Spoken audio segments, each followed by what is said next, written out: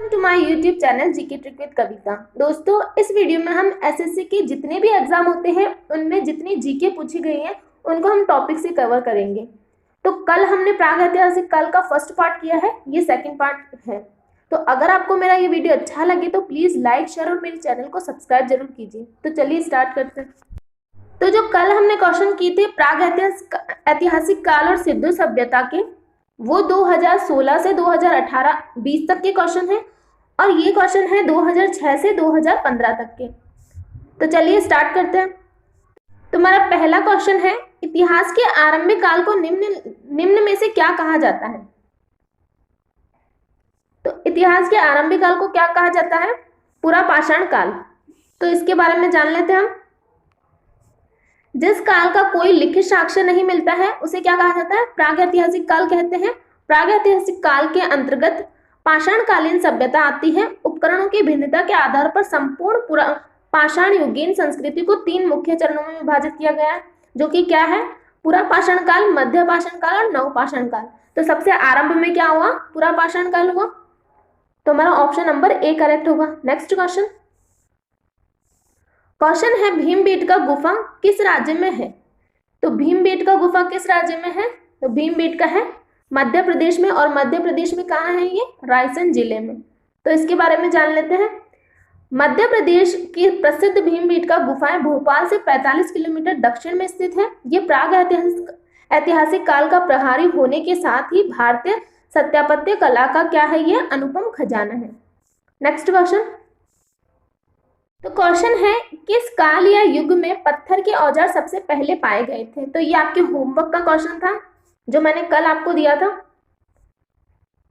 तो इसका आंसर क्या होगा? किस युग में पत्थर के औजार सबसे पहले पाए गए थे? तो ये थे पूरा पाषाण काल में। तो इसके बारे में हम जान लेते हैं। उपकरणों की भिन्नता के आधार पर पूरा पाषाण को 3 कालों में विभाजित किया गया है, जो कि कौन से हैं? पूर्व पूरा पाषाण काल, मध्य पूरा पाषाण काल और उच्च पूरा पाषाण काल। पूरा पाषाण काल में क्या था? हस्त, कुठार, खंडक, विद्यारणी। और मध्य पूरा पाषाण में था फलक उपकरण। उच्च पूरा पाषाण काल में क्या था? तीक्ष्णी और खुरचनी के उपकरण थे। नेक्स्ट क्वेश्चन है, सिंधु घाटी सभ्यता की शहरों की गलियां थी। तो सिंधु घाटी सभ्यता की शहरों की गलियां कैसी थी? चौड़ी और सीधी थी। तो ऑप्शन नंबर ए हमारा करेक्ट आंसर होगा। सिंधु घाटी सभ्यता की शहरों की गलियां चौड़ी और सीधी होती थी। यहाँ की सड़कें पूर्व से पश्चिम एवं उत्तर से दक्षिण की ओर जाती थी, एक दूसरे को समकोण पर काटती थी। नेक्स्ट क्वेश्चन है, निम्न में से कौन सी सभ्यता अपने नगर नियोजन के लिए प्रसिद्ध है? तो कौन सी सभ्यता अपने नगर नियोजन के लिए प्रसिद्ध है? तो यह है सिंधु घाटी सभ्यता। इसके बारे में जान लेते हैं। सिंधु घाटी सभ्यता की प्रमुख विशेषता नगर नियोजन को ही माना जाता है। यहाँ नगर और कस्बे एक निश्चित योजना के अनुसार बसाए जाते थे। हड़प्पा और मोहनजोदड़ो सिंधु घाटी सभ्यता के 2 प्रमुख नगर थे। हड़प्पा नामक पूरा स्थल सर्वप्रथम ज्ञात होने के कारण इसको हड़प्पा सभ्यता के नाम से भी जाना जाता है। तो हड़प्पा सभ्यता क्यों माना जाता है? क्योंकि सबसे पहले इनका हड़प्पा नगर ही सर्वप्रथम ज्ञात हुआ था, इसीलिए इसको हड़प्पा सभ्यता के नाम से भी जाना जाता है, सिंधु घाटी सभ्यता को। नेक्स्ट क्वेश्चन है, हड़प्पा और मोहनजोदड़ो के खंडर निम्नलिखित में से किस नदी के तट पर पाए जाते हैं? तो इस क्वेश्चन का आंसर तो हम बता नहीं सकते, क्योंकि हड़प्पा कहाँ था? रावी नदी के तट पर था हड़प्पा, और मोहनजोदड़ो सिंधु नदी के तट पर था।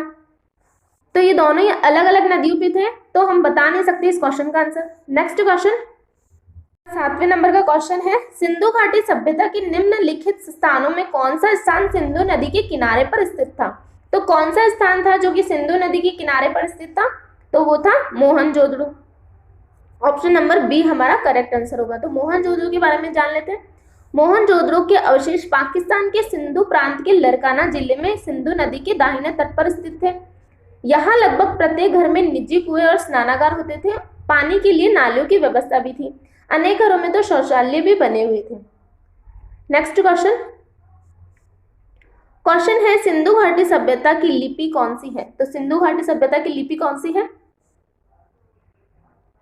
तो सिंधु घाटी सभ्यता की लिपि अज्ञात है, अभी तक अपठित है वो।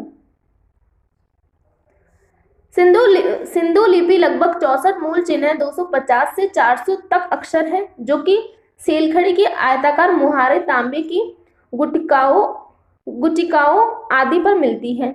यह लिपि चित्रात्मक थी। यह लिपि अभी तक पढ़ी नहीं जा सकी है। नेक्स्ट क्वेश्चन है मोहनजोदड़ो का स्थानीय नाम डैश था। तो मोहनजोदड़ो को और किस नाम से जाना जाता था? इसे मृतकों का टीला के नाम से भी जाना जाता था। ऑप्शन नंबर सी हमारा करेक्ट आंसर होगा। मोहनजोदड़ो, जिसका सिंधी भाषा में अर्थ मृतकों का टीला होता है, इसकी खोज सर्वप्रथम वर्ष 1922 में राखलदास बनर्जी की तथा इसके पुरातात्विक महत्व की ओर ध्यान आकर्षित किया है। नेक्स्ट क्वेश्चन है मोहनजोदड़ो में सबसे बड़ा भवन कौन सा है? तो मोहनजोदड़ो में सबसे बड़ा भवन कौन सा था? धान्यागार का था। ऑप्शन नंबर बी हमारा करेक्ट आंसर होगा। मोहनजोदड़ो का धान्यागार 45.72 मीटर तथा 22.86 मीटर चौड़ा था, जो कि वहां का सबसे बड़ा भवन था। मोहनजोदड़ो के विशाल स्नानागार की उत्तर से दक्षिण की ओर लंबाई 11.88 मीटर तथा पूर्व से पश्चिम की ओर चौड़ाई 7.01 थी। नेक्स्ट क्वेश्चन है विशाल स्नानागार मतलब ग्रेट बाथ कहाँ मिलता था? तो कहाँ मिलता था विशाल स्नानागार? ये मिलता था मोहनजोदड़ो में। Option number D. Next question है सिंधु घाटी के लोगों की एक महत्वपूर्ण रचना निम्नलिखित में से किस मूर्ति की थी? तो ये किस मूर्ति की थी? नृत्य करती हुई बालिका। Option number B. सिंधु घाटी के लोगों की एक महत्वपूर्ण रचना नृत्य करती हुई बालिका की मूर्ति थी, जो कांसे की निर्मित थी। ये मूर्ति मोहनजोदड़ो से प्राप्त हुई है। नेक्स्ट क्वेश्चन, देवी माता की पूजा संबंधित थी। तो देवी माता की पूजा किससे संबंधित थी? ये थी सिंधु घाटी सभ्यता के साथ। Option number C. देवी माता या मातृ देवी की पूजा सिंधु घाटी सभ्यता से संबंधित थी। पुरातात्विक साक्ष्यों से प्राप्त मातृ देवी की मरण मूर्तियों से इस बात का ज्ञान होता है। नेक्स्ट क्वेश्चन है सिंधु घाटी सभ्यता का पतन नगर यानी बंदरगाह कौन सा है? तो सिंधु घाटी सभ्यता का पतन नगर बंदरगाह कौन सा है? तो यह है लोथल। Option number B. तो लोथल के बारे में जान लेते हैं। लोथल अहमदाबाद जिले में भोगवा नदी के किनारे स्थित है। वर्ष 1955 तथा 1962 के मध्य यहाँ SR राव के निर्देशन से खुदाई की गई, जहाँ 2 मील के घेरे में बसे हुए एक नगर के अवशेष प्राप्त हुए। यहाँ के सबसे महत्वपूर्ण उपाधि पक्की ईंटों का बना हुआ विशाल आकार, जो कि 214 बाय 36 मीटर का एक घेरा है, जिसे राव महोदय ने जहाजों की गोदी बताया है। इस प्रकार लोथल एक पतन नगर था। लोथल में 2 भिन्न भिन्न टीले नहीं मिलते, पूरी की पूरी बस्ती एक ही दीवार से घिरी हुई थी। नेक्स्ट तो क्वेश्चन है लोथल नामक स्थान पर निम्नलिखित सभ्यताओं में से किसका जहाजी मालगाड़ था? तो किसका जहाजी मालगाड़ था? तो ये था सिंधु घाटी सभ्यता का। Option number A. Next question है निम्न में से कौन सा सिंधु घाटी सभ्यता का एक बंदरगाह शहर माना जाता है? तो हमने ऊपर ही पढ़ा था किसे माना जाता है, ये लोथल को माना जाता है। Option number B. Next question है सिंधु घाटी सभ्यता में कालीबंगा निम्नलिखित में से किसके लिए प्रसिद्ध है? तो सिंधु घाटी सभ्यता में कालीबंगा किसके लिए प्रसिद्ध है? ये प्रसिद्ध है मिट्टी के पात्र के लिए। Option number D. Next question, Kalibangan सैधवकालीन सभ्यता का एक पुरा स्थल है। यह राजस्थान के हनुमानगढ़ जिले में विद्यमान है। कालीबंगा से मिट्टी के पात्र प्राप्त हुए। सिंधु अर्थव्यवस्था की ताकत थी।